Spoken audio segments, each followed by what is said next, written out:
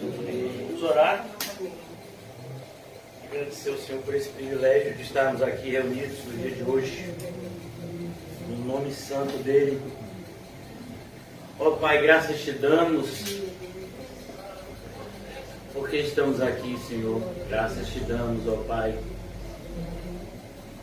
por esse encontro precioso, marcado aqui na terra, Senhor, para nos amoldar ainda mais a realidade do céu que nos aguarda. Essa é a nossa viva esperança. Obrigado, Deus, pela vida dos meus amados irmãos. Oramos por aqueles que estão perto, por aqueles que estão longe, Senhor. Em especial, amada irmã Osana, seja com ela, Senhor, como o Senhor tem sido, fortalecendo, renovando. Oramos por Dona Maria, por seu Edson, todos os nossos amados irmãos que estão enfermos, Senhor. Que o Senhor possa ajudá-los, como o Senhor tem feito, com tanto amor e carinho. Ó Senhor Jesus, que a Tua presença nessa noite, como sempre temos pedido, Senhor, seja perceptível. Nós tenhamos sensibilidade espiritual para sentir a Tua proximidade, Senhor. Dai-nos, ó Senhor, ouvidos para ouvir, olhos para ver, um coração apto a receber aquilo que o Senhor tem a nos ensinar na noite de hoje. Protege-nos, Senhor, dos constantes ataques que tentam nos apartar de uma comunhão ainda mais íntima com o Senhor e com o próximo. E que possamos aprender ainda mais nessa noite a amar. Amar ao Senhor acima de tudo, de todos, e ao nosso próximo como a nós mesmos, Senhor. Ó Senhor Jesus, como precisamos constantemente deste aprendizado que nos leve a uma prática eficaz no amor, para que não venhamos apenas a pregar e viver doutrinas vazias, Senhor, mas que haja poder do Senhor nas nossas vidas. Obrigado mais uma vez, Senhor. Manifesta, Senhor, a Tua glória e o Teu poder no nosso meio. Em nome de Jesus, amém. E graças a Deus. Vamos abrir a nossa Bíblia em Lucas, capítulo 8. Amém? Amém. Graças a Deus. Lucas 8. O título da nossa mensagem é uma pergunta que faz referência a uma afirmação do Senhor Jesus. O Senhor Jesus, ele, aqui no capítulo 8 de Lucas, ele vai nos ensinar um princípio que já havia sido dito em Mateus, capítulo 5, no Sermão do Monte. Mateus 5, o Senhor Jesus diz: vocês são a luz do mundo, vocês são o sal da terra. E agora aqui no capítulo 8, versículo de número 16, continuando a exposição, Jesus nos ensina por meio de mais uma parábola, que é a parábola da candeia. E como eu disse a vocês, no intuito de estimular os irmãos a uma reflexão, dei o título à mensagem de hoje de Você é a luz do mundo? Interrogação. Não é uma afirmação, mas uma pergunta. Você é a luz do mundo? Porque essa é a nossa missão. Nós recebemos essa importante missão, esse privilégio, que ao mesmo tempo nos concede uma grande responsabilidade de sermos luz em um mundo aonde as trevas têm dominado, aonde as trevas têm se tornado cada vez mais densas aonde a escuridão tem tomado conta. E o Senhor então diz: vocês são luz. Vocês devem ser luz. E agora Jesus vai ensinar esse princípio aqui nessa parábola, e eu gostaria de refletir com vocês acerca disso, trazendo alguns questionamentos com o propósito, em primeiro lugar, da gente analisar a nós mesmos de maneira pessoal e também da gente analisar a nossa função coletiva como corpo de Cristo. Se de fato nós temos sido fiéis e diligentes nessa missão maravilhosa, imprescindível, que foi entregue pelo Senhor Jesus à igreja. Então, no capítulo 16, lemos: ninguém, depois de acender uma candeia, a candeia, irmãos, era a luz da época de Jesus. Eu não sei, os mais antigos aqui talvez se lembrem. Eu ainda me lembro, porque quando eu era pequeno eu ia para o interior e o pessoal comprava candeia. E tinha uma espécie não me lembro, uma espécie de bucha que se colocava dentro, né? Uma cestinha, e aquilo ali ficava queimando, né? O pessoal levava para a chamada, no interior chamava de roça. As roças que não tinham ainda luz elétrica. Então eles iluminavam a noite com aquela candeia. Jesus então ele faz referência à realidade da época. A gente às vezes não tem uma visão pormenorizada porque vivemos num contexto talvez um pouco diferente de luz elétrica. Mas o Senhor Jesus então ele pega esse exemplo da vida das pessoas, esse exemplo cotidiano. À medida que a noite ia chegando, toda casa tinha que acender a sua candeia, né, para que as coisas pudessem ser vistas dentro da casa. Ninguém, depois de acender uma candeia, a cobre com um vaso. Então, o propósito da candeia não é trazer luz para si. O propósito da candeia é iluminar para que os outros possam ver. Não é bonito isso, irmãos? Olha que coisa linda. A candeia ela não tem uma finalidade em si mesmo, mas a finalidade dela é auxiliar os outros a enxergarem. Então, se você cobre essa candeia, ela não vai cumprir o seu propósito. Ela está guardando aquela luz só para ela. Não, aquela luz não vai ter nenhuma utilidade se for guardada só para ela. Aquela luz ela tem que ser para iluminar, para que outros possam ver. Um vaso ou põe debaixo de uma cama. Ao contrário, coloca sobre um velador. O velador era uma espécie, né, de gancho que existia para você colocar em cima, ponto mais alto da casa. As casas normalmente, na época de Jesus, elas tinham apenas um cômodo. Então você colocava no meio da casa, no lugar mais alto, então aquela luz, aquela candeia, ela iluminava a casa inteira. Ela trazia a luz a toda a casa, de maneira que tudo se tornava visível, aquilo que não estava claro, aquilo que estava obscurecido, agora se enchia de luz. E por meio da luz, as pessoas podiam ver claramente. Esse é o propósito.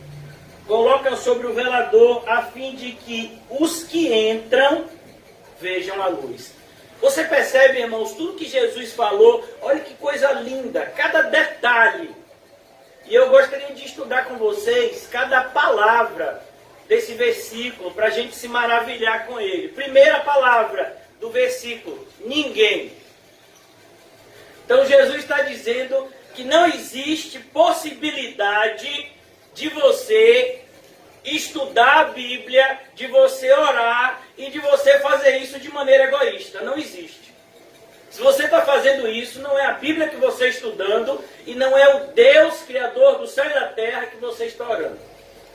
É por isso que no capítulo lá em Provérbios é dito que aquele que tapa os seus ouvidos para a lei de Deus, até a sua oração é abominável.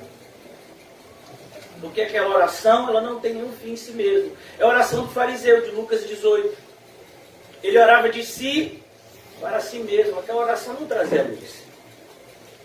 Então, quando você faz as coisas de si para si mesmo, não há qualquer tipo de recompensa no mundo espiritual, porque a recompensa é só para esse mundo. Por isso que hoje a gente encontra pessoas que são tão pobres que tudo que elas têm é o dinheiro. Tudo que elas têm é dinheiro. E nada mais. Quão rico é o crente que se enxerga como filho de Deus. A Bíblia diz que esse tipo de gente não lhe falta nada. Porque o Senhor é o seu pastor. Porque Deus é o seu Pai. Porque o Senhor é o seu guarda. Porque o Senhor é o seu escudo. Porque o Senhor é o seu alimento. Porque o Senhor é a sua luz. Porque o Senhor é a sua rocha. E tantas outras manifestações de Deus na vida daqueles que são dele. E que tem nele o seu tudo. Mas existem pessoas que tudo que tem é o dinheiro. Essas são pobres. Pobres que se acham ricos. Ninguém, depois de acender uma candeia, perceba, a candeia, ela não tem luz em si mesma. Ela precisa ser acesa. É por isso que uma pessoa que não ouve a Deus, ela não pode ajudar outro a se aproximar de Deus. Uma pessoa que não é regenerada, ela não vai poder auxiliar outros a serem regenerados. Uma pessoa que não é discípulo de Cristo, ela não vai poder pregar de tal forma que outros se tornem discípulos de Cristo, porque ela não foi iluminada. Uma candeia, ela precisa antes ser iluminada. E como é que se ilumina uma candeia? Se acende um fogo. Coloca nela o fogo. O fogo que queima e o fogo que traz luz. A luz no Antigo Testamento sempre faz referência ao fogo, não existia luz elétrica. Então, depois de se acender uma candeia, essa candeia precisa ser acesa. E a candeia, ela sempre tem um propósito. Deus, ele não regenera ninguém apenas por regenerar. Deus, sempre que regenera alguém, ele insere essa pessoa no corpo de Cristo e dá a essa pessoa um propósito.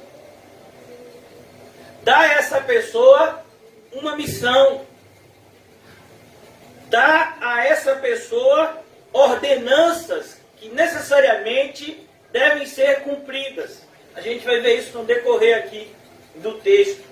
Então, a candeia, ela precisa ser acesa.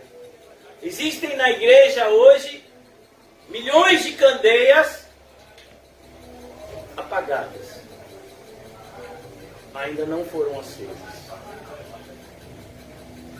Ainda não iluminam nada nem a ninguém. Elas têm apenas a aparência. Mas elas precisam do fogo do Espírito. Elas precisam de um encontro pessoal com o Senhor Jesus, como foi o caso de Saulo, no caminho de Damasco. Depois de se acender uma candeia, ninguém a cobre. Ou seja, não há o que se falar em cristianismo passivo. Não há o que se falar em cristianismo estático. Um cristianismo parado, onde você não faz nada, onde você não deseja fazer nada por Cristo, onde você não tem ânsia, onde você não tem desejo de ver o reino de Deus se expandindo. Não, isso não é cristianismo. O cristianismo verdadeiro, ele enche essa pessoa com uma vontade de que outras pessoas experimentem aquilo que ele experimenta, que é a intimidade com Deus, por meio de Cristo. Paulo diz da seguinte forma, nós fomos alcançados para alcançar. Ele diz, eu me sinto devedor. Então, quando Paulo passa por um lugar, vamos imaginar Paulo passando por um lugar de promiscuidade, de devassidão, eu me sinto devedor do Evangelho para essas pessoas que ainda não ouviram. Eu me sinto devedor. A gente tem vivido dias assim, previstos pelo Senhor, mas, como a própria Bíblia diz, difíceis, onde muitos dos inimigos da igreja estão dentro dela. E você percebe uma série de pessoas que se professam cristãs e elas estão muito mais preocupadas com conceitos morais do que propriamente em pregar a Cristo e este crucificado, de tal forma que as pessoas amem a Cristo e desejem ser igual a Ele. Então as pessoas estão apenas pregando os conceitos morais. Então fala-se contra o homossexualismo, fala-se contra o aborto, fala-se contra uma série de coisas, quando na verdade a nossa missão é pregar Cristo. É Cristo que muda o pecador. É impressionante como a maioria de nós sempre escolhe um pecado como o pior pecado. Cristo não fez isso. Para o Senhor Jesus, o homossexual, o adúltero, o assassino, o maldizente, o mentiroso, é o que não falta amar. Mas para a gente não, aquela pessoa que contou uma mentirinha e aquela pessoa que fez um assassinato, uma coisa assim bem grave, são coisas totalmente diferentes. Para Deus não, é tudo igual. Então ele diz, você não pode cobrir o vaso. As únicas pessoas que querem, na verdade, esconder, são as que não são iluminadas. Querem fingir que lá dentro tem luz, quando na verdade não tem nada. Por isso que às vezes eu fico impactado como determinadas pessoas no contexto de igreja, não é o caso de vocês são pessoas mega pau espirituais, mas tantas pessoas assim no meio da igreja, eles dizem assim, não pastor, isso é minha intimidade. E quem disse que você tem intimidade? Você esqueceu que para você andar no caminho de Cristo, você renunciou a tudo? Inclusive a sua intimidade. Não, pastor, mas isso é minha vida pessoal. E quem disse que você tem vida pessoal? Não, agora você é família. Como está escrito aqui, ó.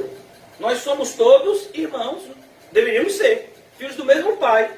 Quem são? Aqueles que ouvem e obedecem à voz do Pai que está no céu. De maneira que se você fizer alguma coisa de errado, eu que sou seu irmão, vou botar o dedo e vou dizer, está errado. E se você disser, não é da sua conta, eu digo, é sim, porque você é meu irmão. A menos que você diga, mas eu não sou seu irmão. Aí tudo bem, você quer ser filho do outro, o problema é seu. Mas eu sou de Deus. Então assim, por isso que é tão difícil a gente se relacionar às vezes com algumas pessoas que querem esconder determinados aspectos da sua vida. Por quê? Porque são trevas. A Bíblia diz que a luz, ela manifesta aquilo que está escondido. Seja bom, seja ruim. Então quem é que quer esconder as coisas? Quem está fazendo o que é certo? Quem está fazendo o que é certo quer esconder?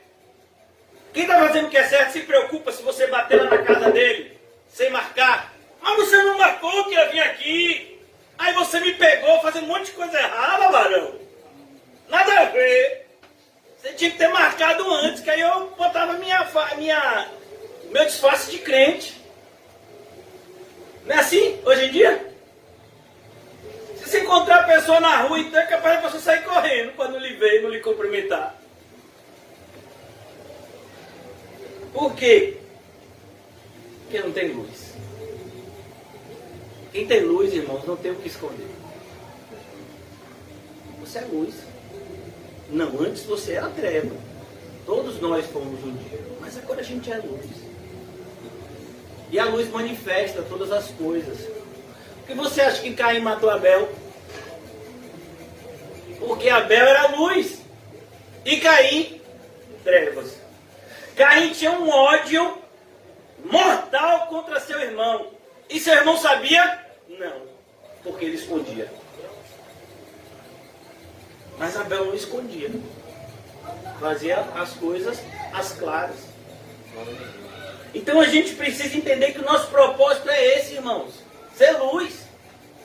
Mas a gente vê se cumprindo na vida de muitos crentes uma verdade que Jesus acusou os fariseus de praticarem, que é: vocês comem o mosquito e engolem o camelo.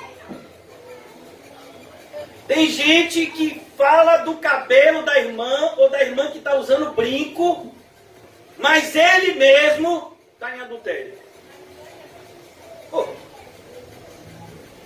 Você está incomodado que uma pessoa usou brinco ou batom e você é adulta?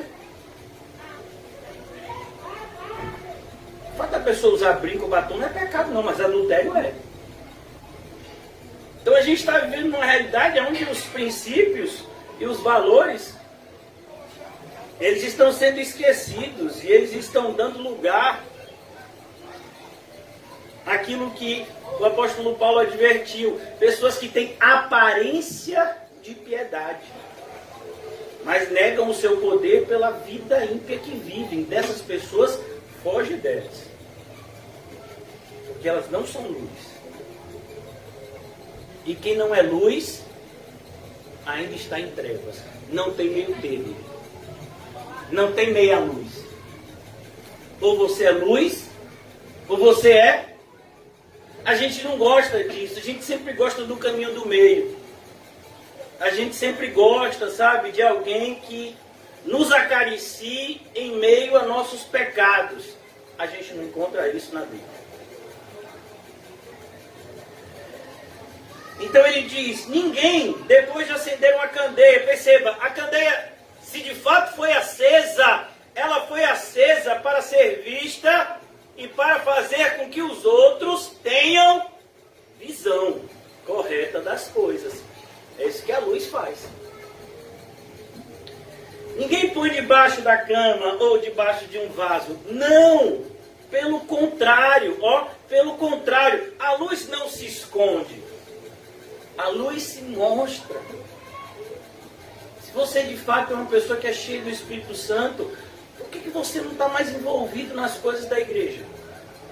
Por que você não está mais envolvido nos ministérios? Por que você não está mais envolvido, irmãos, no serviço cristão? O que você está escondendo? Pelo contrário, coloca sobre um velador. A ideia é: coloca no lugar mais alto. Sabe quem fez isso? De maneira assim bem visível, foi Deus com Jó. E Deus fez isso com o diabo. O diabo foi conversar com Deus e Deus disse: viste o meu servo Jó, meu velador. Eu coloquei Jó lá no lugar mais alto, você está vendo?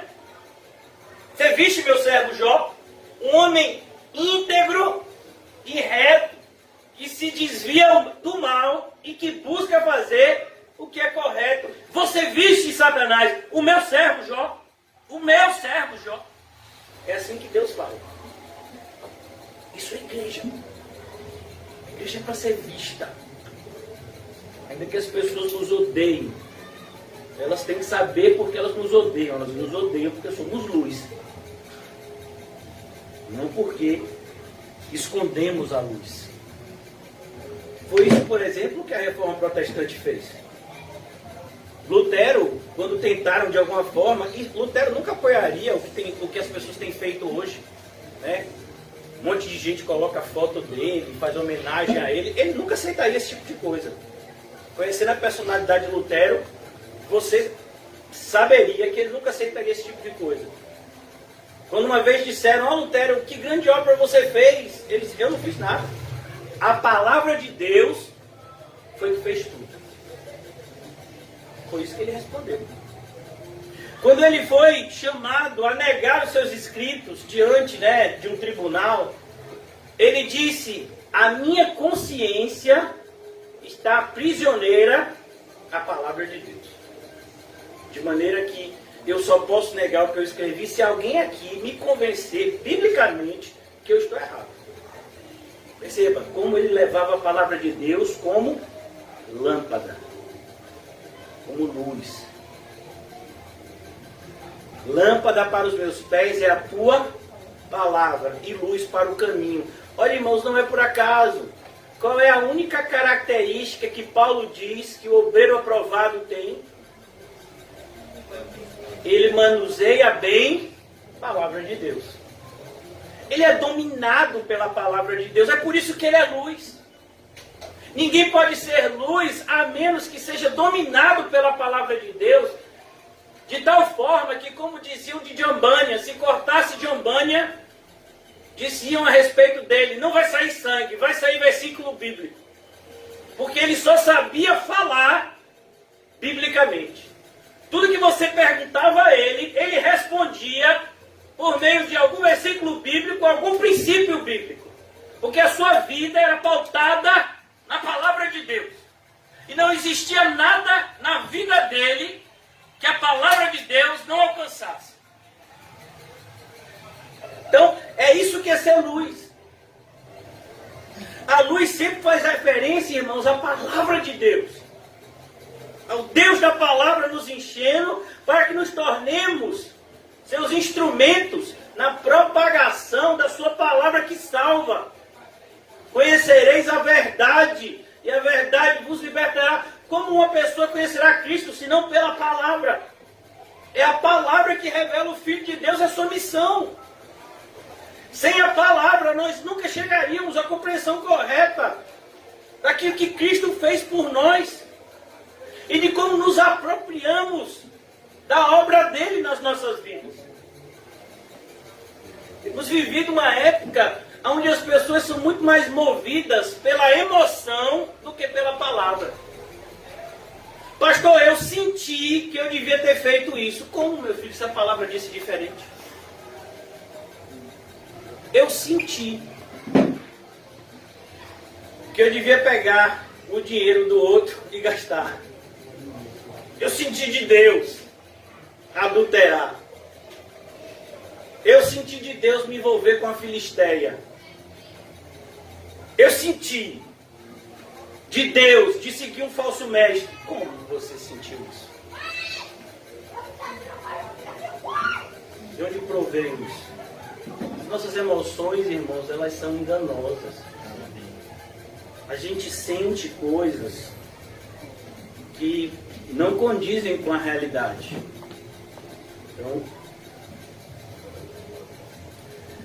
coloca sobre um velador.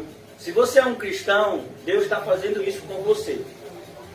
Deus está expondo a sua vida. Às vezes você não gosta, né? Principalmente se você for como eu, mais tímido. Mas, irmãos, eu aprendi que os covardes não herdarão o reino de Deus. E aí, isso me ajudou bastante. Quando as pessoas se aproximam e se intrometem na nossa vida, é isso mesmo. A gente é luz, é isso que tem que acontecer. E se o que a pessoa está fazendo, e se ela está fazendo isso para o mal, aí é com ela e Deus. Se as pessoas não estão fazendo proveito da luz que Deus, pela sua providência, providenciou, chegará um momento em que elas sofrerão muito por não terem aproveitado o momento oportuno.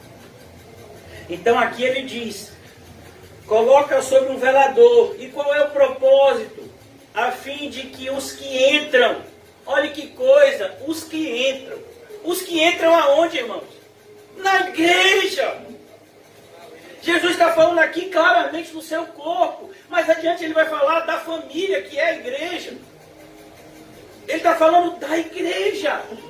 Como lá no capítulo 14, não somos nós que trazemos as pessoas à igreja, é Cristo.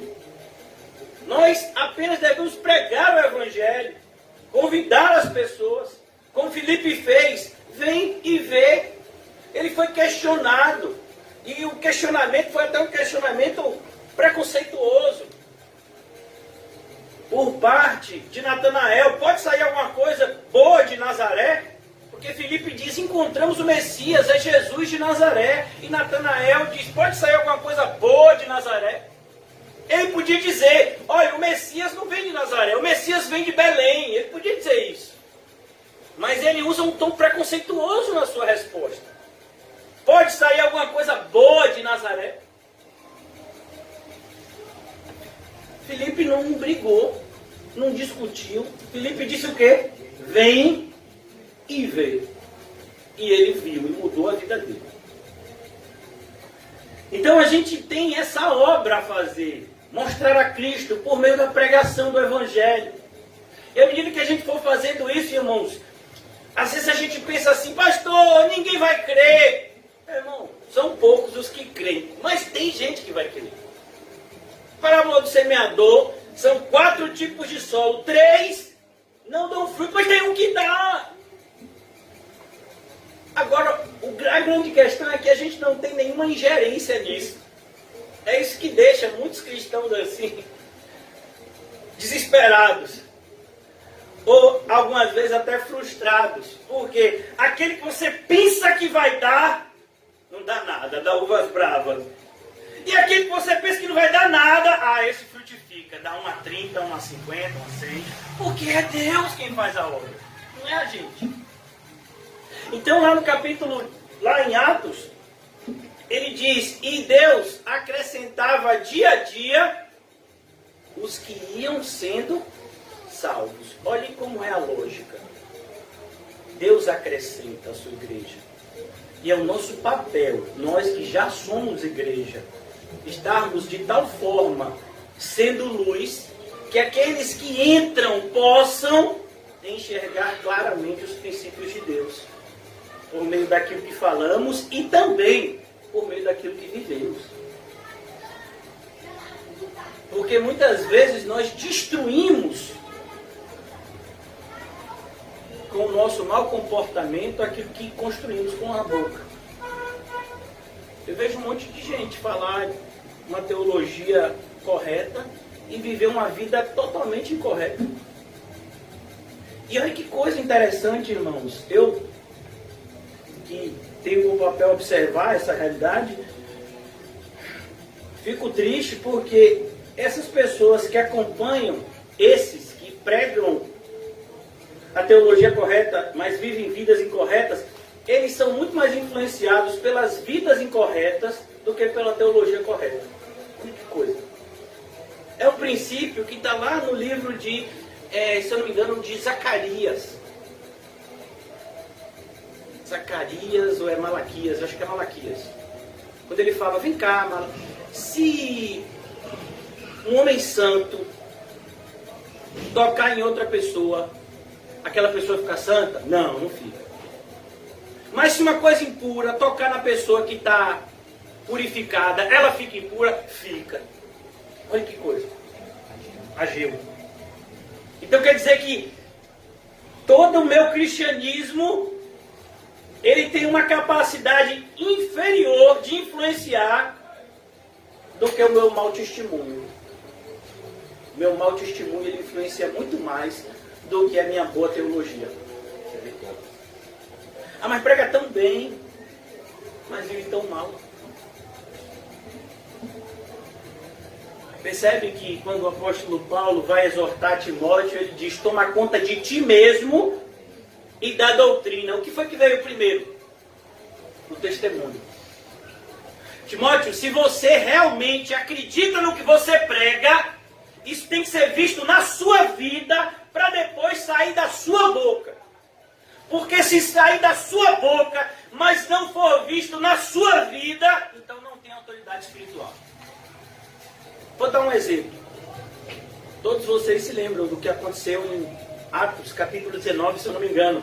Aqueles que vão expulsar o demônio em nome de Jesus, que Paulo pregava. O nome de Jesus tem autoridade sobre os demônios, sim ou não? Tem. Mas aqueles que estavam fazendo uso do nome de Jesus não tinham autoridade para usar o nome dele. E a gente já viu o que aconteceu. Agora, quando o próprio Paulo expulsou o demônio que estava lá na escrava, que dava lucro aos seus senhores. Em Atos 16, o demônio de espírito de adivinhação, que está na maioria das igrejas, adivinhando as coisas. E tem gente chamando isso de Espírito Santo. Então esse demônio que Paulo expulsou de que forma? Saia em nome de quem? E o demônio respondeu a Paulo: não, meu filho, saiu logo. Uma diferença. Percebeu? Então a gente fica preocupado, irmãos, eu particularmente fico muito preocupado. Tenho orado bastante pela nossa congregação, para que a gente não entre nessa cilada de falar de uma forma e viver de outra. De apontar para uma direção que a gente mesmo não segue e nem quer seguir. O Senhor chama isso de hipocrisia. Então aqui ele diz, pelo contrário, coloca no velador a fim de que os que entram vejam a luz. Vejam a luz. Então as pessoas que entram, elas têm que ver a luz. Mas se não tiver luz, o que é que vai acontecer? As trevas vão ser pior do que as trevas do lado de fora. A Bíblia diz, vocês têm que ser luz, mas se não tiver luz, quão densas trevas serão? Por quê? Porque é obrigação. O mundo é treva, mas é obrigação da igreja e do crente ser luz. Na verdade não é nem obrigação, é privilégio. Mas todo privilégio ele vem acompanhado de uma responsabilidade. Então você tem uma responsabilidade. Por isso que nós pregamos tanto a respeito de santidade, enquanto tantos outros falam somente da salvação, como se a salvação fosse algo mágico. Não, irmãos, a salvação é pela graça, mediante a fé, todos sabemos disso. Mas o problema, o grande problema, o grande perigo, é que existe um enganador em ação. E muitos que se acham salvos estão totalmente condenados. E é por isso que a gente precisa se analisar com toda seriedade. Será que eu sou salvo mesmo? E a única forma é o fruto. Que a gente falou na segunda-feira. O fruto do Espírito. Tem sido dado por meio da sua vida esse fruto. Então Jesus aqui, ele está se aprofundando naquilo que ele tinha iniciado por meio da parábola do semeador. Ele diz, olha, esse bom solo, ele vai dar o bom fruto. Amém? Amém. Como é isso, Jesus? Ele vai ser luz. Dar o bom fruto é ser a luz do mundo. É viver de tal forma. E aqui a gente vai encontrar essa verdade, irmão, sendo apresentada para nós numa linha inversa. O Sermão do Monte. Olha que coisa interessante. Se você puder abrir comigo em Mateus capítulo 5. Disse a vocês que esse princípio também é ensinado. O versículo 14 do capítulo 5 de Mateus diz o seguinte: vós sois a luz do mundo. Vós. Eu acho tão interessante porque o vós aqui, Jesus não está falando de gente intelectualizada, não. Jesus está falando de erudito, de gente que tem diploma em teologia. Jesus estava falando a um monte de gente, do ponto de vista humano, ignorante. É o que Paulo descreve em 1 Coríntios 1. Ele diz, olha, percebam, no nosso meio não tem gente muito rica. Não tem gente de nascimento nobre. Não tem gente intelectualizada. Porque Deus escolheu as coisas loucas do mundo para confundir as que se acham sábias. Então aqui ele diz no versículo 14, vocês que são simples, que são humildes, que são perseguidos, vocês é que são a luz, vocês que são pescadores aqui do Mar da Galileia, você, Mateus, que é, aqui a gente tem o Mateus, mas Jesus está falando para Mateus lá, que era cobrador de impostos, conhecido como Levi, você é a luz do mundo. Ele está falando para esse grupo de pessoas que o seguiam, que era formado na sua grande maioria por pessoas simples. são. Vocês são a luz do mundo. Não se pode esconder a cidade edificada sobre o monte. Percebe? O princípio é o mesmo. Nem se acende uma candeia para colocá-la debaixo do alqueire, mas no velador, versículo 15, e alumia todos os que se encontram na casa. Olha que coisa, diz o versículo 16, assim brilhe também a vossa luz. Brilhe a vossa luz. E aí você ouve gente da igreja, pastor, eu não gosto que ninguém se intrometa na minha vida. Pô, como é a história? Vai? Você é a luz. Não, pastor, é porque assim, sabe? Eu tenho a minha vida. A sua? Mas não está escrito que não mais vivo eu, é Cristo que vive em mim? Que vida é essa que você vive então? Ou você está vivendo a nossa vida, ou você ainda está no seu velho eu vivendo a vida que vai para o inferno. Qual é que vocês estão vivendo? Porque só tem essas duas. Não tem essa possibilidade de você viver a nova vida em Cristo Jesus de maneira individual e egoísta. Não existe isso. Por isso que quando Jesus nos ensina a orar, olha que coisa linda, Ele não diz, Pai meu que está no céu, é Pai nosso. Ele não diz, me dá o meu pão, me dá o pão nosso. Ele não diz, me livra do mal, Ele diz, livra-nos, nós todos, do mal. Percebe que a oração é feita no coletivo. Porque Jesus está dizendo que se você não estiver no corpo, você ainda está perdido. Não foi achado. Porque todos aqueles que foram achados estão inseridos no corpo de Cristo, que é a igreja. Conhecido também pela analogia da noiva. Assim brilhe também a vossa luz, versículo 16, Mateus 5, brilhe a vossa luz diante dos homens, para que vejam as vossas boas obras. Então como é que a luz brilha? É o testemunho.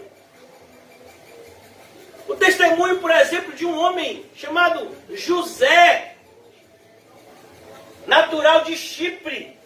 Qual foi o testemunho dele? Está lá em Atos.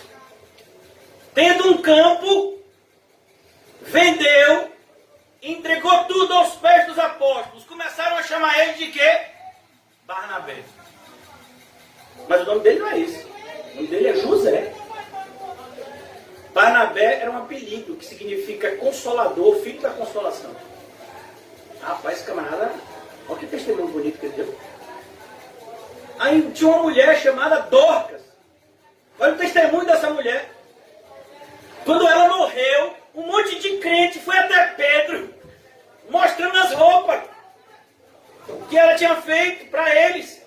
E dizendo, Pedro, não está na hora de Dorcas. E não, é tão difícil uma pessoa que se entrega à obra de Deus como Dorcas, Pedro. E agora, Pedro? A gente vai ficar como, Pedro? Quem vai tomar conta da gente, Pedro?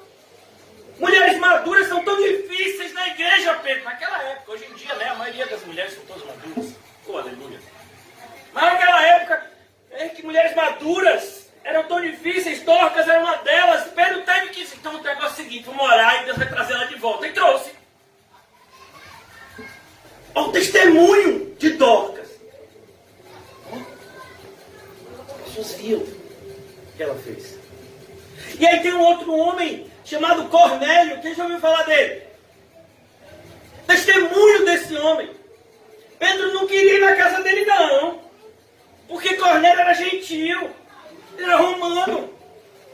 E aí o Senhor teve que aparecer 2 vezes a Pedro na mesma cena. Não foi? Aqueles animais impuros no meio do lençol branco. E aí o Senhor dizendo para Pedro, Pedro, come. Se fosse outros irmãos, Deus não precisava nem dizer. Já comia logo. Já comia logo o churrasco. Ainda mais com o preço da carne, cara, do jeito que está. O Senhor não precisa nem dizer. Já matei, já comi, que eu sei que o Senhor santifica. Mas para um judeu como Pedro era, quando viu aqueles animais impuros, ele disse, não, Senhor, não vou comer, não. Aí o Senhor disse, Pedro, não diga que é impuro aquilo que eu santifiquei. Aí chega lá os soldados, lá enviados por Cornélio. Ó, Cornélio, cadê ter um Pedro aqui? Pedro sou eu. Pedro estava tirando um soninho no segundo andar da casa, na laje. Está lá escrito, irmão. Vocês estão achando que eu estou falando brincadeira? É sério, ele estava na laje, tirando um soninho. E aí chegou os soldados, e aí o Cornélio mandou, eu disse, eu tenho que ir. Deus me deu essa visão. Eu não vou pôr. Quando chega lá, irmãos, olha o que Deus fala. Cornélio, as tuas esmolas... Cornélio dava 50 centavos a quem estava na rua, é isso que está falando o anjo, quando fala com Cornélio? Não, esmola, é porque Cornélio não podia nem dizimar, nem ofertar. Ele até queria, mas não podia. Porque isso é privilégio de crente. Você tem esse privilégio. Não, porque isso daí eu estou passando. Isso daí eu não faço questão não. Se não puder ter esse privilégio, eu não tenho nada contra. Então Cornélio dava esmola, que é qualquer ajuda que você dá ao semelhante. Eram as 3 formas de você se relacionar com o dinheiro em relação a Deus: dízimo, oferta, esmolas. Então as suas esmolas e as suas orações foram ouvidas. Olha o testemunho. Quem deu esse testemunho foi um anjo que apareceu para ele. E se um anjo aparecesse para a gente, ia dizer o quê? Ei, meu filho, minha filha, o que você fez hoje? Varinha! Não é nem varão, nem varoa, é varinha! Você vai continuar fazendo isso, rapaz? Fala, papai. Testemunho, irmão. Testemunho condizente com as verdades que têm sido pregadas aqui há tanto tempo. A grande maioria já tem ouvido determinadas verdades de maneira repetitiva. E cadê o testemunho? E é isso que o Senhor Jesus diz aqui, no capítulo 5. Ele diz, olhe, para que vejam as vossas boas obras. Cadê as boas obras? O que foi que você fez hoje de boas obras? Fale consigo mesmo. Você fez o que hoje de boas obras? Amor, temos a dizer que talvez alguns dentre nós não fez nada de boas obras. E o pior, ainda fez más obras. E Deus viu. E você sabe que tem um livro que escreve tudo, não tem? Ou vocês nunca leram em Apocalipse lá no finalzinho? Eles que se abriram os livros. E depois se abriu o livro da vida. Mas antes se abriram os livros. Que é escrito tudo que você fez e não fez. Como é que está lá? Esse diário seu, celestial. Acordou hoje de manhã, era para ter levantado, olhou para o colchão e disse, daqui ninguém me tira. Nossa. Olha o testemunho. Então aqui ele diz, olha, cuidado, as pessoas têm que ver as vossas boas obras. Boas obras. O senhor procura alguma coisa para lhe acusar, não posso, não tem nada. Quem se lembra de Daniel? Só eu li o livro de Daniel, mais alguém? O livro de Daniel é impressionante, né? Os inimigos de Daniel ficam de olho, eles ficaram espionando Daniel 24 horas por dia, 7 dias por semana, 30 dias por mês, para achar uma falha em Daniel. E sabe o que foi que eles acharam? Uma falha em Daniel. Daniel orava demais. Olha a falha. Pegamos ele. E ele só ora um Deus. Tem tantos deuses, esse camarada está economizando de Deus, rapaz. Tem tantos deuses, ele só ora para um. Todo dia, 3 vezes por dia. Não falta a ele. Faça chuva, faça sol. 3 vezes por dia, olha ele orando no mesmo horário. E não muda esse compromisso dele. Vamos pegar ele. Será que com a gente seria assim também? Se alguém ficasse assim 7 dias, né? Tucalhando a gente para pegar uma falha e evidenciar. Será que ia ser assim? Rapaz, o fulano está vivendo de uma forma tão crente. Está difícil de achar uma falha nele. Tem alguém? Deveria. Para que vejam as vossas boas obras e glorifiquem ao vosso Pai. Você vive de maneira crente e a glória de Deus. Isso que é maravilhoso. Porque as pessoas sabem que você jamais conseguiria viver daquele jeito se não fosse Deus por meio de Cristo. Rapaz, eu sei quem ele é, rapaz. Se não fosse Deus na vida dele, a reação seria bem diferente essa semana. Então é isso que o Senhor está dizendo. Uma transformação verdadeira é uma transformação que também é visível. Aqueles que dizem que tiveram suas vidas transformadas, mas não há qualquer tipo de evidência externa, isso é mentira. E glorificam o vosso Pai que está nos céus. Aí eu vou dizer a vocês, José já pregou sobre isso aqui várias vezes, mas nunca é demais. Jesus está dizendo o que é ser luz. É ser feliz mesmo quando você for humilhado. Versículo 3 do capítulo 5. Bem-aventurados os humildes de espírito, porque deles é o reino dos céus. Você é assim? Mesmo quando você é humilhado, mesmo quando você está passando por uma situação de escassez, mesmo quando você ouve palavras duras, você aprendeu a viver contente em toda e qualquer situação, então essa promessa é para você. Bem-aventurados os humildes em espírito, porque deles é o reino dos céus. Eles, você pode fazer o que você quiser com eles.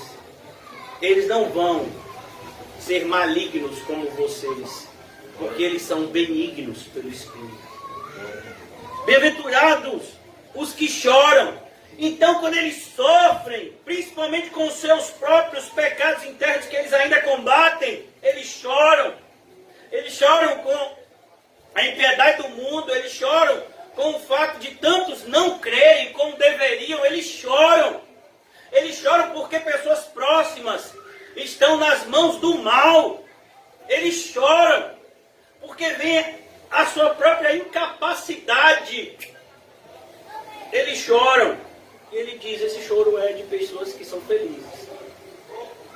Felizes os que choram, porque são consolados. Isso é ser luz. Você não grita, você não sai por aí fazendo campanha, você não sai por aí fazendo atos, né, de ativismo político. Não. Você apresenta tudo a Deus por meio da oração. E algumas vezes a sua oração ela é acompanhada de muitas lágrimas. Às vezes, mais lágrimas do que palavras. Você chora. E aí você se levanta consolado. Isso é ser luz. Fulano, fizeram isso e isso com você e você não vai fazer nada. Eu já fiz. Eu chorei aos pés do Senhor e está muito tranquilo. Ele me consolou. Eu não sei como você está passando por isso. É Cristo. Se não fosse Ele, eu também tenho certeza que não passaria. Isso é um testemunho, irmãos. Isso é testemunho. A gente tem visto uma invasão na igreja de testemunhos. Coisas que as pessoas falam como se fossem boas, mas são péssimas referências cristãs. Ah, eu não tinha dinheiro e agora eu tenho. E por que isso é bom? Ah, eu não tinha saúde e agora eu tenho. E por que é bom você ser saudável? Se você está usando essa saúde para pecar. Se você está usando esse dinheiro para humilhar os outros. Por que esse dinheiro é bom a mais? Bem-aventurados os mansos, porque herdarão a terra. Não é aquele que briga por cada metro quadrado. Não é aquele que faz questão de tudo. É aquele que se entrega em obediência às ordenanças de Deus. Esses herdarão a terra, inclusive. A gente tem sido ensinado, irmãos. A gente é a geração, principalmente aqui no Brasil, que judicializa tudo. Tudo vai acabar na justiça. Ninguém quer abrir mão de nada. Não, pai, que é isso? Você não pode perder. Não, pastor, o negócio já está difícil, ainda vou perder. Mas perder por Cristo não é lucro. Bem-aventurados os mansos, aqueles que aceitam o que Deus tem para eles e olham aquilo como bom, perfeito e agradável. Aquele que disse que a vontade de Deus é boa, perfeita e agradável, vai ver como foi a vida dele. Paulo falou em Romanos 12, que devemos ter a nossa mente transformada para que experimentemos a vontade boa, perfeita e agradável de Deus. Romanos 12, 2. É o mesmo apóstolo Paulo que diz que uma parte dos sofrimentos que ele passou em 2 Coríntios 11. Diz, uma vida dessa é boa, perfeita e agradável? É. Pelo menos ele via assim. Não reclamou, não. Teve um momento que Paulo reclamou dele mesmo. Miserável homem que sou, quem me livrará do laço dessa morte? Graças a Deus que enviou Jesus Cristo. Agora nenhuma maldição há aos que estão em Cristo Jesus. É o que ele fala, Romanos 7 e 8. Então aqui ele diz, agora o Senhor Jesus continua, bem-aventurados que têm fome e sede de justiça, porque serão fartos. Vocês têm sede e fome de justiça, mas não há o que se falar em justiça plena em um mundo de injustiças. A justiça plena só é encontrada em Cristo e no seu Evangelho. Fora dele, tudo é injustiça. O Senhor não está falando aqui de usos e costumes, o Senhor não está falando de uma justiça social. O Senhor está falando da justiça espiritual. Quando aquele que não conheceu o pecado, Deus o tornou pecado para que nele fôssemos feitos justiça de Deus. Bem-aventurado, bem-aventurado, feliz são os misericordiosos. Pastor, por que o senhor está lendo essa parte? Porque isso aqui é ser luz. Você não quer ser luz? Ser luz é isso aqui. Aqui é até perigoso o irmão chegar em casa, pegar um fio, desencapar e dizer, vou ser luz agora, naturalmente. Não ia tomar um choque. Pastor, não consegui ser luz não. Eu me liguei na tomada, mas o máximo que eu consegui foi rupiar os cabelos. Para aqueles que têm cabelo. Não, meu filho, ser luz é isso aqui, ó. Bem-aventurados os misericordiosos. Ó, os misericordiosos. Porque alcançarão misericórdia. Você vê alguma pessoa passando por algum tipo de sofrimento, aí você olha assim, parece, né? Aqueles filmes. Tinha um filme de um vilão que fazia assim, né? Eu não sei que filme é isso. É um desenho, acho, né? Hã? Como era? Fazer assim, né? Quando ia fazer uma coisa perversa. Acho que não sei se era Gargamel. Hã? Pica-pau, né? Não sei não. Eu sei que tinha um desenho que eu ia fazer uma coisa perversa. Fazia assim, Tem uns crentes que quando vê alguém sofrendo, assim, bem feito. Eu sabia que você ia tropeçar. Eu sabia que você ia pecar. Sabia que eu falei pro pastor para não botar fé em você, seu miserável. Eu que sou crente, você não. Oh Deus. A igreja tem pessoas assim. Não essa não. Essa só tem gente misericordiosa. Amém? Amém. Amém? O misericordioso, ele vê a pessoa em pecado, ele diz, não, continue pecando. Não, ele diz, não peques mais. Arrependa-se. Aproveite que as portas da misericórdia estão abertas. Confesse e deixe. E você alcançará a misericórdia. Isso que é um misericordioso, irmão. O misericordioso nem é aquele que vive acusando, nem é aquele que vive consentindo com o pecado. Mas é aquele que vive apontando para o arrependimento e a fé em Cristo Jesus. A misericórdia é isso. Bem-aventurados limpos de coração. Pastor, o que é um limpo de coração? É aquele que faxina todo dia. Né? Cuidado, irmão, porque tem gente que vai tentar fazer como eu, beber água sanitária. Isso não limpa o coração. Eu bebi água sanitária sem saber. Os irmãos já sabem a maioria da história. Eu bebo água na garrafa. Eu tinha minha garrafa, foram lavar a garrafa com água sanitária sem me avisar. E botaram a garrafa na geladeira com água sanitária pela metade sem avisar. Eu cheguei da igreja com a sede. Bebi água sanitária. Quando eu já estava na metade, eu disse, esse coisa está diferente. Oh Deus. Aí quando a pessoa que fez isso disse, matei meu marido. E eu acabei dizendo quem foi. Toma leite! Não toma nada! Come, não come! Ele vai, eu vou orar e vou dormir. E estou aqui até hoje. Então, se beber alguma coisa mortífera, Não morrer lá. Foi o que aconteceu comigo. Então eu posso falar que não adianta beber água sanitária, não limpa o coração. O que limpa o coração? Perdão. Amém. Perdoe. Glória a Deus. Ah, pastor, eu perdoo. Você quer ver que a pessoa não perdoou? Fale de política com ela. Eu nem gosto de falar de política. Mas só para você mostrar como o coração das pessoas é duro e as pessoas nem percebem.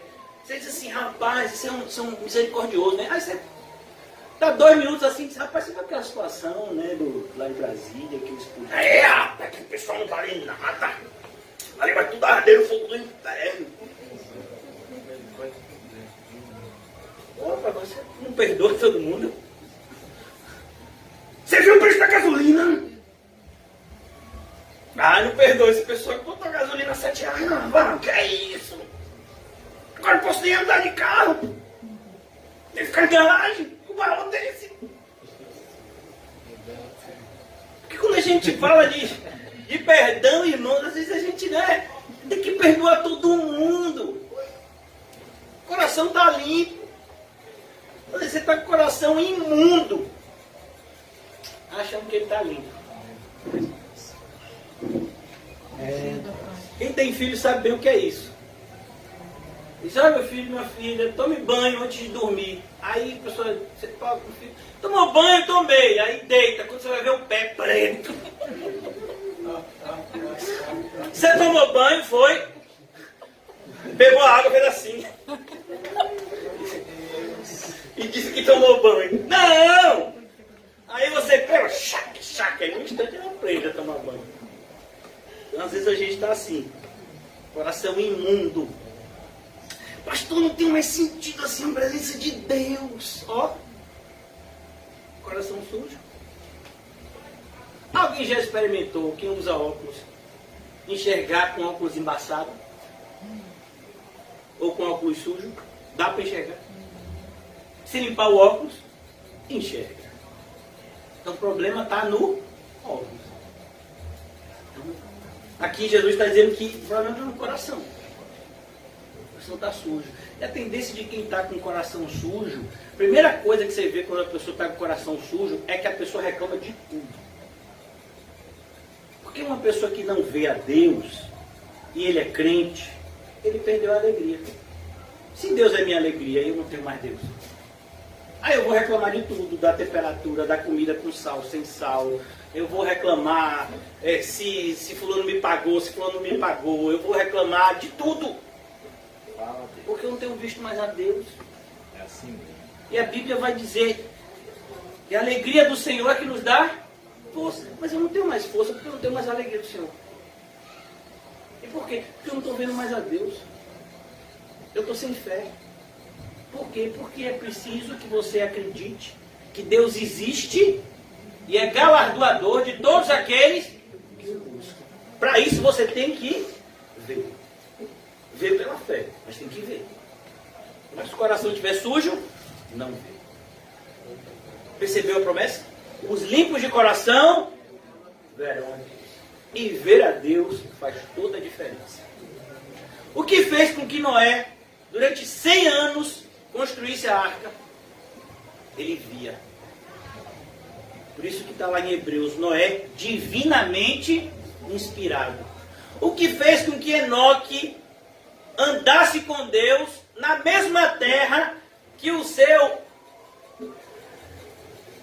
parente, né, distante, Adão, deixou de andar. Enoque, se você pegar as idades lá de Gênesis capítulo 5, você vai ver que Enoque e Adão, eles estiveram na terra no mesmo espaço de tempo durante alguns anos. Então, um Adão que deixou de andar com Deus, viu um parente seu andando com Deus, mesmo nessa terra que dá cardos e abrolhos, tem um inimigo. Mas Enoque andava com Deus. E Deus o tomou para si. Aí você pega Gênesis 4 e você vai ver a terra na época que Enoque andou com Deus. Rapaz, se você já está achando que a terra agora está ruim, é porque você não leu direito Gênesis 4. Irmãos, a terra chegou a um nível de maldade que Deus disse, eu não suporto mais, vou destruir. E você está achando? A gente tem o Espírito Santo, a gente tem a igreja, a gente tem os irmãos em Cristo, a gente tem a promessa da salvação. Rapaz, a gente tem a palavra de Deus. Por isso ele diz, os limpos de coração verão a Deus. Versículo 9, bem-aventurados os pacificadores. Quem são os pacificadores, irmãos? É aqueles que ficam, não brigue não, é esse? Não, é aqueles que pregam a reconciliação de Deus com o homem, do homem com Deus.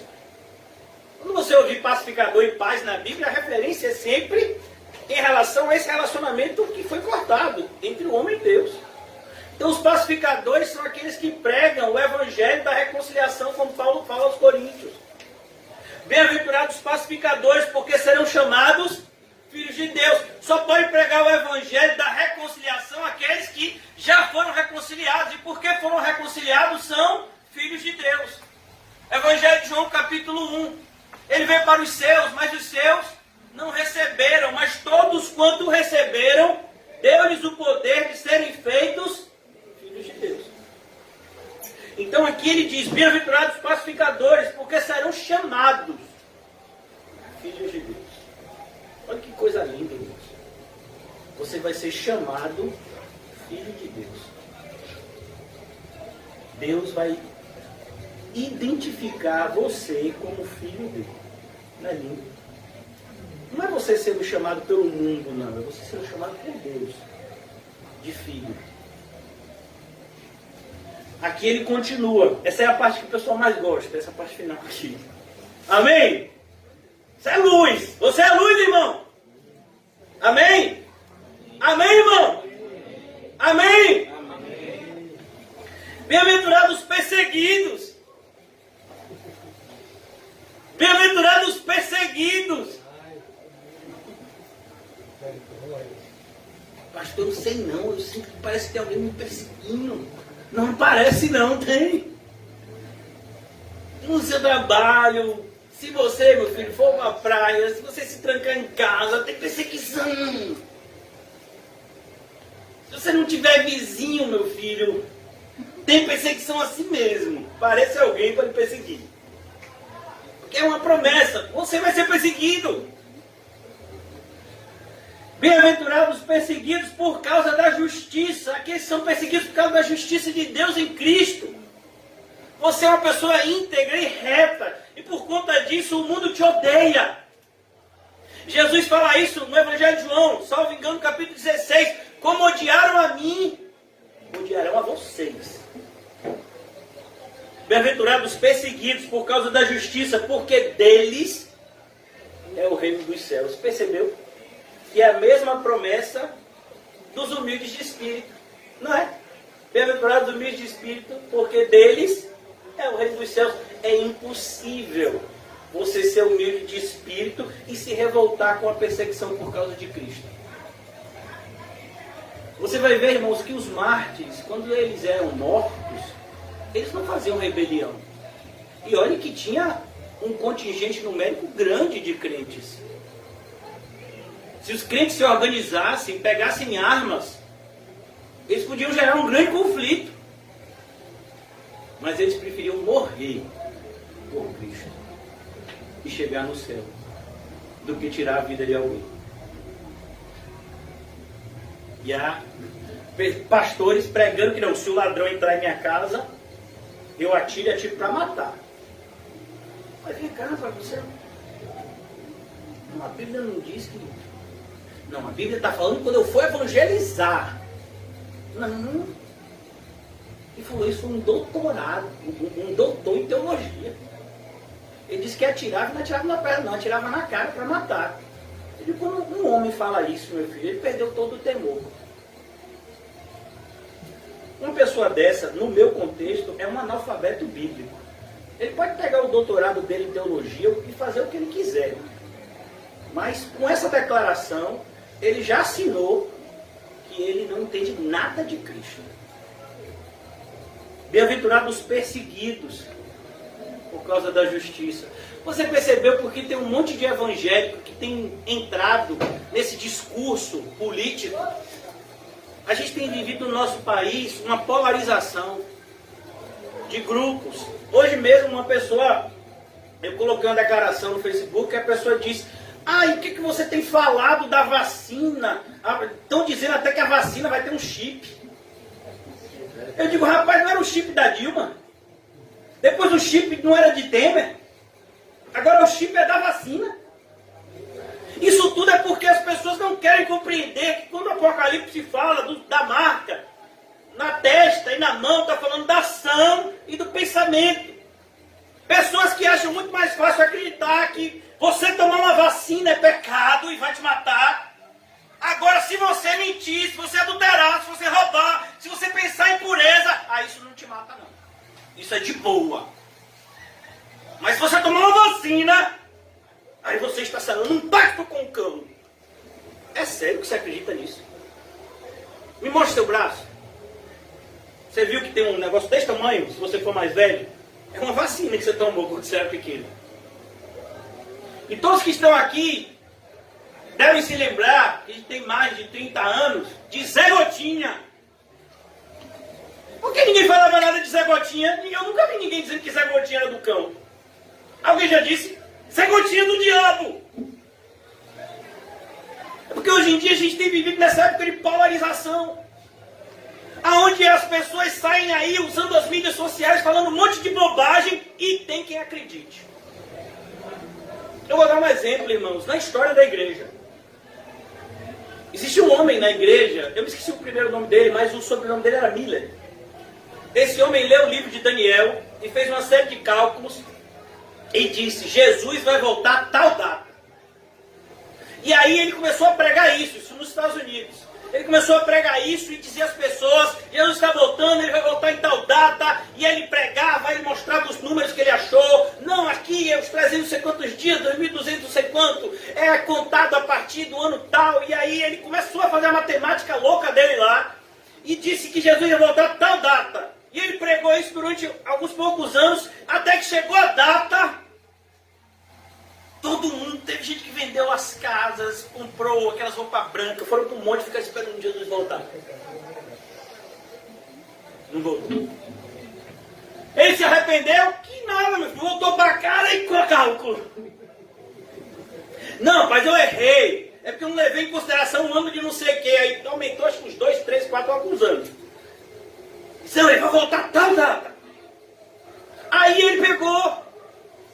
Todo mundo fez a mesma coisa, enganado, botou branco, fez para cima do monte, vendeu as coisas, vai estar voltando. Esperou, de manhã cedo, nada, meio-dia, nada, meia-noite, não voltou. Aí Miller se arrependeu e disse: de fato eu falei bobagem. Está escrito, ninguém sabe. Mas no grupo de Miller tinha duas pessoas que fundaram duas seitas que são muito conhecidas no nosso meio e que surgiram desses seguidores de Miller: Adventistas do Sétimo Dia e Testemunhas de Jeová. Eram seguidores desse homem. Essa Ellen White, esse pessoal disse: não, Jesus voltou. Só que ele voltou no céu. Ele voltou de uma forma que ninguém viu. No céu ele voltou. Mas como é que ele voltou no céu se ele estava no céu? Aí pegaram o livro de Hebreus e disse que ele ia entrar no Santo dos Santos e tal, que não tem nada a ver com o que eles defendem, e diz: não, foi porque ele entrou no Santo dos Santos nesse ano, que ele não tinha entrado ainda. E aí as pessoas acreditam nisso, e a gente vê Testemunho de Jeová, Adventista do Sétimo Dia, são seitas que têm milhões de seguidores. Mas o próprio Miller, que pregou a heresia, dizendo que fez os cálculos lá em Daniel, que Jesus ia voltar, ele se arrependeu, mas teve gente que seguiu a ele, que continuou a má obra, que ele jamais deveria ter começado. Olha o perigo, irmãos, do mau testemunho. Olha o perigo da heresia. Bem-aventurados os perseguidos por causa da justiça, porque deles é o reino dos céus.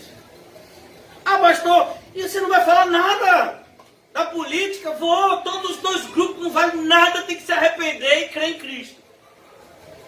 É todo mundo pecador. É tudo farinha do mesmo saco. Igual eu e você. No mundo, irmão, só tem duas classes de pessoas. Pecador e pecador arrependido. Você é qual? Só tem essas duas classes. Pecador e pecador arrependido. Pecador arrependido é um grupo bem pequenininho, mas existe. E eles são a luz do mundo e o sal da terra, como a gente já viu. Versículo 11, concluindo. Bem-aventurados sois, quando por minha causa, não é por qualquer causa, não é por causa do aborto, não é por causa do homossexualismo. Ah, não, porque eu sou contra o homossexualismo. Sim, não está me dizendo nada. Jesus não mandou você pregar contra um pecado específico, Jesus mandou você pregar, arrependam-se e creiam. E não eleger um pecado específico e se levantar contra ele. Como se os outros não existissem. Aí tem um monte de evangélicos levantando bandeiras. E dizendo que isso é por causa da justiça. Não é. É por causa da justiça própria. Eles fazem aquilo não é por causa de Cristo, é por causa de si mesmos. Eles querem ser reconhecidos como pessoas boas, que defendem valores cristãos, que de cristão não tem nada. Porque quem diz se um valor é cristão ou não, é Cristo. Sem Cristo não há o que se falar em valores cristãos. Ah não, fulano faz isso que é correto. Você sabia, irmãos, que os espíritas se autodenominam cristãos? Você vai conversar com o espírita, perguntar, você é cristão? Diz, claro. Mas eles acreditam numa coisa que Jesus disse que não existe. E que Jesus abomina. A Bíblia abomina. Deus abomina os necromantes. Os espíritas são o quê? Necromantes. Espiritismo, irmãos, é uma necromancia. É um culto aos mortos. E a Bíblia condena veementemente. Aí você vê o espírita dizer que é cristão. E tem crente que ainda diz que é mesmo. Não está lendo. Cadê a luz? Não tem. Não tem palavra. Então, bem-aventurados sois quando por minha causa, é por causa de Jesus. É por isso, irmãos, aqui na nossa pequena congregação, o pastor que vos fala é difamado. Por quê? Porque ele nem está de um lado nem do outro. Se eu me abraçasse com os reformados, eu estava bem. Se eu me abraçasse com os pentecostais e com os políticos que vendem o evangelho por qualquer migalha, eu estava bem. Mas porque a gente é direcionado pelo Espírito a pregar só a palavra, aí, meu filho, é paulada de tudo quanto é lado. Mas é isso aí.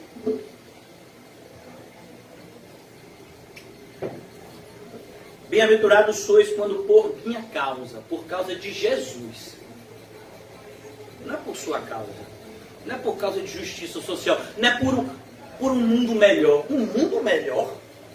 Um mundo melhor? Se o melhor não é desse mundo. Se o melhor é o novo céu e a nova terra. Que negócio de mundo melhor é esse que o pessoal está falando? Pessoas que não têm qualquer compromisso com a palavra de Deus e usam dela para defender seus próprios interesses. Bem-aventurados sois quando por minha causa vos injuriarem. Então, quando você, de fato, for cheio do Espírito Santo e pelo Espírito for guiado a viver e pregar Cristo e este crucificado, vai ser escândalo para alguns, loucura para outros. Isso não é só na época de Paulo, não, irmãos, isso é hoje. 1 de Coríntios não é só na época de Paulo, não. 1 de Coríntios é hoje, a palavra de Deus é eterna. Quando você prega Cristo e este crucificado no nosso lugar, ainda é loucura para os evangélicos da atualidade. Que dizem que creem em Cristo, mas vivem como se eles nem existissem. Como se ele nem existisse.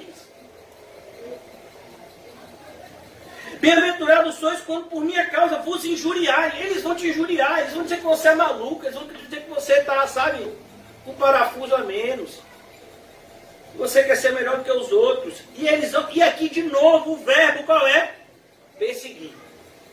Mas já não tinha falado de persegue lá em cima, persegue aqui embaixo também. Fala de perseguição no versículo 10 e no 11, que é para você guardar. Guarde que você vai ser perseguido se você for andar no caminho de Cristo. É verdade. Ele fala isso no versículo 10 e no 11, repete. Vos injuriar e vos perseguir e mentindo. E eu acho isso bonito, irmãos, porque, olha, é tão bonito quando um crente é tão crente que para a pessoa falar mal dele tem que mentir. Rapaz, isso é bonito. Não foi o que fizeram com o Daniel? O camarada procura viver uma vida tão correta, à luz de Deus, nos passos de Cristo, que para a pessoa falar alguma coisa de errado dele, tem que mentir. Porque até do ponto de vista da sociedade, ele é correto. Ele faz o bem, ele não faz o mal. Então as pessoas têm que mentir. E mentem mesmo, viu, irmão? Mentem. Por isso eu vou logo lhe dizendo, 90% das coisas que falam de mim é tudo mentira. O pastor morde, grita, bate. Eu que não chego perto daquele, você viu? Eu que não falo nada com ele. Não bate. Não grita. E fala, as pessoas falam coisas assim, você fala assim, meu Deus do céu, não foi que a pessoa tirou isso? Mentindo, disserem todo mal contra vós. Ó, eles vão falar mal de você. Por quê? Porque você tem Cristo. Você defende o Evangelho, como está escrito em Filipenses, fomos levantados em defesa do Evangelho. E aí as pessoas não se aguentam e vão mentindo, dizer todo o mal contra vocês. Regozijai-vos! Ó! Eu nunca vi ninguém chegando na igreja pulando de alegria. O que foi, meu filho? Me perseguiram, pastor! Acabei de ser perseguido! Oh, benção! Foi benção pura! A pessoa pegou ali, pastor, e me disse um monte de inverdade, mentira, e disse que me ameaçou de morte, e que, rapaz, foi um negócio assim que eu senti Deus purinho na minha vida. Você já viu algum testemunho nesse sentido? Mas a Bíblia diz, regozijai-vos.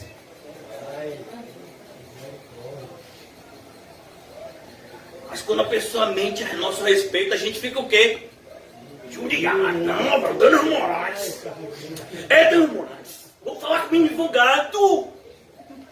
Porque não tá certo a pessoa falar isso de mim. Isso é mentira, exclua! E eu tenho meus direitos da Constituição, Código Penal, Código Civil. Oh, Deus. Não, mas você devia se alegrar.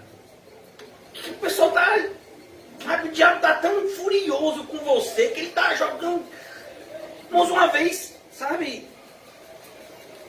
A pessoa disse pra mim assim, o diabo tá muito furioso comigo. Eu digo, glória a Deus. Se o diabo tá furioso com você, ainda há esperança. Agora se a pessoa vira pra mim e diz, o diabo tá muito alegre comigo. Rapaz, essa noite foi maravilhosa, Satanás assim até tomou conta do meu sono. Oh, Deus. Tive uma noite de uma tranquilidade diabólica. Parece que os crentes querem ouvir isso. Agora você fala, não, rapaz, essa noite foi luta, não consegui dormir, 2 horas da manhã, e o inimigo, sabe, dados inflamados. Fala, e é assim, é? E é como então? Me diga.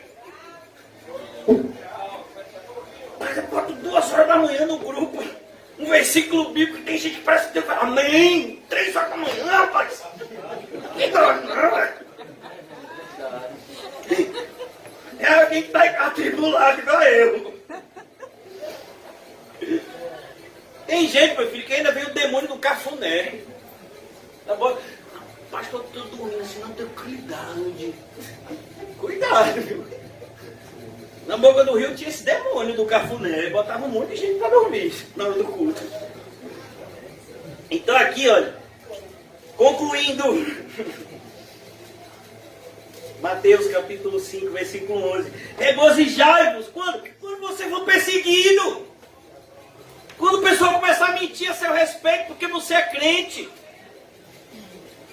Regozijai-vos e exultai. Não é só regozijar, exultar. É gol! É gol! É de Jesus! O que foi, rapaz? Você não sabe, inventaram um monte de mentira com o meu nome. Porque eu comecei a evangelizar agora. O inferno está se levantando. Glória a Deus. Glória a Deus não, varão. Vamos orar para esse negócio parar. Eu digo que você quer paz com o inferno? Você quer paz com as hostes espirituais do mal? É isso? Você quer levantar uma bandeira branca para Satanás? Ó, Satanás, eu sou neutro. Eu vou ficar de boa. Satanás, eu não vou ficar igual os malucos lá da CCBR. Mas eu também não quero viver vida de piedade, viu, Satanás? Eu quero ficar de boa, viu? Tá certo, Satanás? Satanás faz esse pacto com você. Ele até gosta. Ele fez esse pacto com os fariseus. Os fariseus eram assim. Jesus chama os fariseus de filhos do diabo. Então ele diz, regozijai-vos e exultai, porque é grande o vosso galardão. Irmãos, quando foi a última vez que você tirou seu saldo espiritual do céu? Por que você tira o seu saldo? Aqui na terra, eu sei que você faz isso várias vezes por dia. Ainda mais se você tiver cartão ilimitado. E outra pessoa usar esse cartão de vez em quando. Aí é que você fica direto olhando. Ah, será que fulano usou? Já disse para não usar. Não é porque tem um limite que vai usar. Vou ver aqui se meu salário entrou, peraí. Hoje é o último dia do mês, último dia útil. Vou ver, peraí, viu, varão? Vou ver se bateu, assim. Qual foi a última vez que você tirou seu extrato celestial? Tá negativo ou positivo? E tem isso, pastor? Tem. Eu sei em quem eu tenho crido, ele é poderoso para guardar o meu depósito até aquele dia. Ah, mas isso que falou foi Paulo. Ah, tá bom, você quer? Jesus disse, não ajuntei tesouro da terra, onde atrás ferrugem corrói, ladrões minam e roubam. Ajuntei para vós outros tesouros no céu. Agora eu tenho que pensar em algum argumento. Paulo aí tá na Bíblia, o que eu vou fazer? Estou zerado lá em cima. Eu tenho que arranjar alguma desculpa. Não, meu filho, você tem que se arrepender e começar a entesourar no céu. Regozijai-vos e exultai, porque grande é o vosso galardão nos céus. Pois assim perseguiram os profetas que viveram antes de vocês. Olha que maravilha. Já pensou? Você passar por uma perseguição assim parecida com a de Jeremias? Não, pastor, aí eu tenho esse chamado, não. Jeremias, o negócio imperou para ele. Eu quero, tipo assim, a vida de Isaías. Você sabe como Isaías morreu? A tradição diz que o perverso rei Manassés amarrou ele numa árvore e mandou cortar ele no meio. Vivo. Não é matou e depois cortou, não. Ele vivo cortou ele no meio. É assim que o profeta morreu. Foi o preço de pregar a verdade. Elias, Jezabel fez a promessa. Ele tem que morrer. Manda avisar aquele profeta Elias que eu vou matar ele. Não foi? E Jezabel falou. Aí os crentes querem hoje viver sem ser perseguidos. Ah, barão, aí não. A gente tem os direitos da gente, sabe, pastor? Eu sei, é aqueles que você devia ter negado. Não, pastor, assim não. Não, eu tenho o direito de comer uma coxinha. Eu tenho meu direito, pastor. Sabe, eu tenho meu direito de fazer minhas coisas. Que nada, que nada. Quer dizer que eu vou ser saco de pancada do mundo? Oh, aleluia. Quem dera você fosse. Se você fosse saco de pancada do mundo, meu filho, seu galardão no céu estava de um jeito que a poupança estava abundando. Você estava tranquilo. Paulo não foi assim?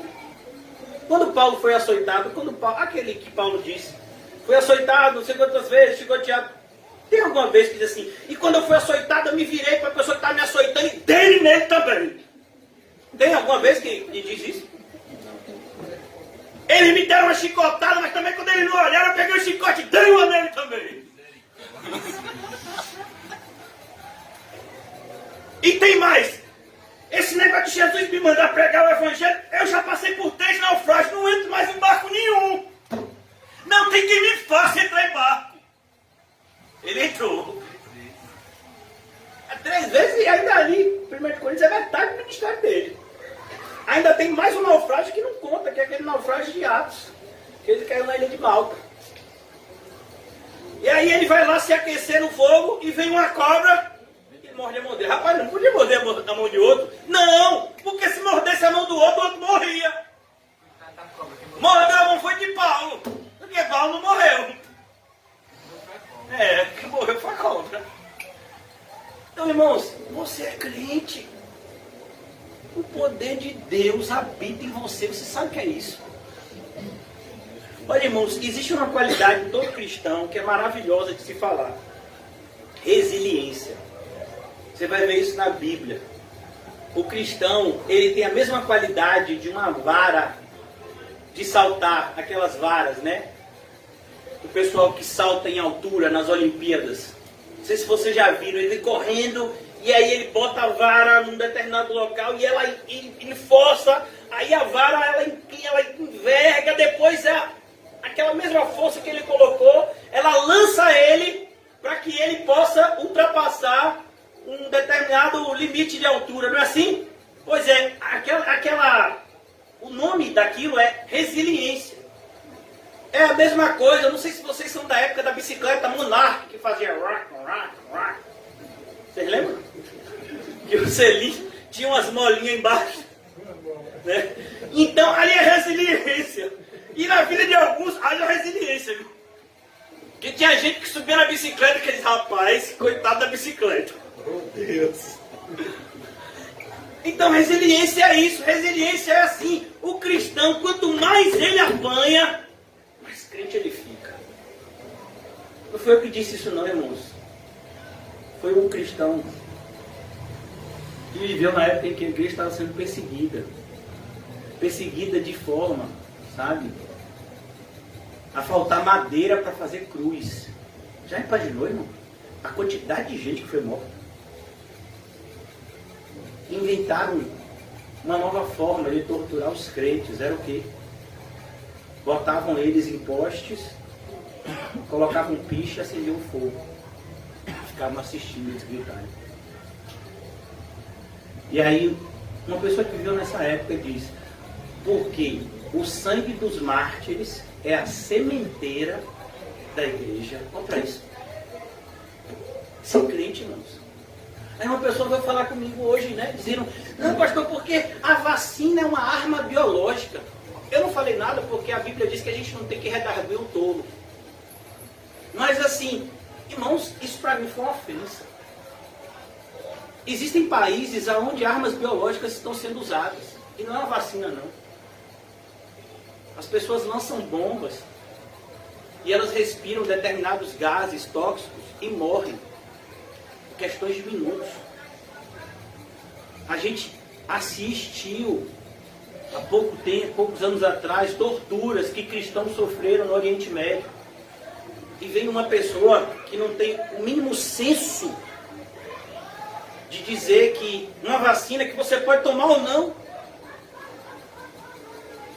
é uma arma biológica. Uma arma biológica. Olha, quando um ímpio diz isso, em meio a um discurso político, cheio de ódio, ainda vai, é ímpio, mas um crente. Falar esse tipo de linguajar. A gente fica assim, rapaz, onde é que está a luz? Cadê a luz? Cadê a luz? Cadê a luz da igreja? Cortaram a luz. Nós temos vivido claramente, irmãos, em dias da igreja de Laodiceia. onde a igreja evangélica, principalmente no nosso país, aqui no Brasil, os evangélicos se tornaram um grupo extremamente poderoso. Onde o pastor evangélico é o principal conselheiro do presidente. Ministros de Estado são abertamente declarados evangélicos. E só fazem bobagem. Agora o presidente está querendo colocar no STF um evangélico e tem gente achando que isso é uma maravilha. Seria se eles fossem crentes. Mas ali, meu filho, não tem nenhum crente. Nenhum. Não há o que se comemorar. Há o que se entristecer. Porque a luz que deveria existir são trevas. E aí, se o evangélico chegar num alto cargo, o que vai acontecer? Você está vendo aí? O que é que acontece? Os evangélicos chegando, evangélicos nominais, né? Porque de evangélico não tem nada na vida. Chegando em altos cargos. E vocês têm ouvido falar o nome de Cristo na boca deles? Algum deles fala de Cristo? Nenhum. Nenhum. O máximo que eles fazem é defender valores vazios, como os fariseus faziam, engolindo o camelo e querendo coar o mosquito. Você viu a palhaçada que teve esses dias? Já vai acabar, irmão. O pessoal dizendo que vou fazer um negócio de um super-homem, que o filho do super-homem vai ser homossexual. Aí tem o pessoal que disse que era contra. Aí eu achei um absurdo, que assim, como foi que o pessoal se levantou contra isso? Botaram uma foto de super-homem dando um beijo totalmente imoral na Mulher Maravilha e dizendo que isso é coisa de crente. Só se for do inferno. Quer dizer que para combater a maldade você vai se tornar imoral? Você percebeu o que está acontecendo, irmão? Um monte de gente curtindo a foto imoral da Mulher Maravilha dando um beijo no super... Você tá maluco que eu vou curtir um negócio desse? Não tem nada a ver com isso, irmão. Mas os crentes, não, é porque essa é a família que Deus criou. Deus não criou família assim, não. Tem nada de Mulher Maravilha. Se você soubesse a história de Mulher Maravilha e a história de Super-Homem, você não estava falando essa bobagem. E a verdade de Oséias continua se cumprindo nos nossos dias. E o povo perece porque lhe falta conhecimento. E aí todo mundo joga qualquer coisa. E está todo mundo dizendo glória a Deus e aleluia. E nela aquilo é bíblico. Cuidado, irmãos, para você não se tornar um perverso querendo combater a perversidade. A única forma que Cristo nos ensinou de vencer o mal é fazendo o bem. E o bem é o que Ele nos deixou como exemplo. O princípio continua vigorando nos nossos dias. Aquele que diz estar em Cristo, necessariamente tem que andar como Ele andou. Fora disso, tudo é hipocrisia farisaica. Eu defendo o valor tal, eu defendo... Você está andando como Cristo andou? Então você está dizendo que você é evangélico por quê? Porque quem trouxe o evangelho foi Cristo. O evangelho é Cristo morrendo pelos nossos pecados. Por que você diz que você é evangélico? Porque você levanta uma bandeira X ou Y? Cuidado, irmãos. Cuidado para você não cair na rede desses falsos mestres que se disfarçam de ovelhas, mas por dentro são lobos devoradores. Cuidado. Eles têm aparência de justiça. Eles têm aparência de piedade. Mas eles servem ao príncipe deste século tanto quanto o mais imoral deles. Satanás, ele sabe como Deus pensa. E Deus não faz distinção entre pecado e pecado. A única distinção é pecado contra o Espírito Santo, que a gente já sabe que é uma resistência aberta daqueles que não aceitam a palavra de Deus. Então, devemos buscar pregar o Evangelho, viver o Evangelho de tal forma que haja luz.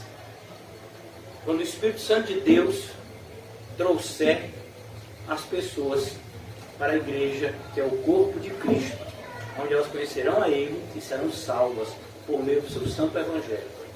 Oremos para que essa missão linda, importantíssima e intransferível da igreja se cumpra em nós.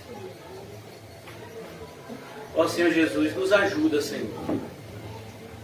Nos ajuda a não sermos enganados e a não enganar a ninguém. Mas que a Tua verdade reine em nossas vidas e sejamos aquilo que o Senhor projetou para nós, a luz do mundo. Para que o Senhor coloque cada um de nós